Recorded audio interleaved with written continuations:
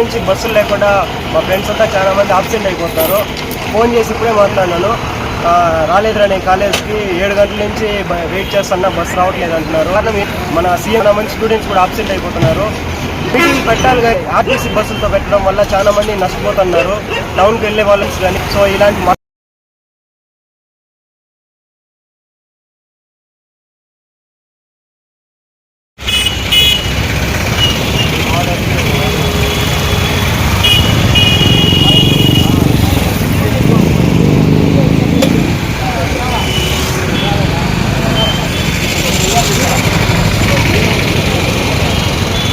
Meeting ఈ రోజేనా, అందుకే బస్సులు లేదు, మామూలే కదా.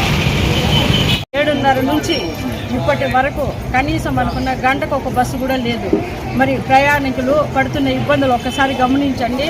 కనీసం దూర ప్రయాణాలు చేసే వాళ్ళకు కూడా ఎంత ఇబ్బంది అవుతుంది. కడపకు పోయే బస్సు కుప్పం డిపో బస్సు అది ఎక్కడ పోయిందంటే తెలీదు, ఎక్కడ క్యాంపులకు పోయింది అని అంటున్నారు. మరి ఇది ఎంతవరకు సబబము?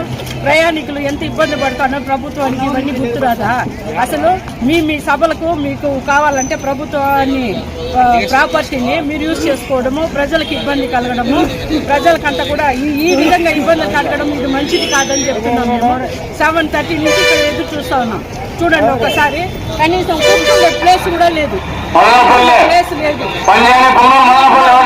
ఒకసారి గమనించండి, బస్సులన్నీ ప్రయాణాలకి పెట్టాలే కానీ మీటింగ్లకి పెట్టద్దండి.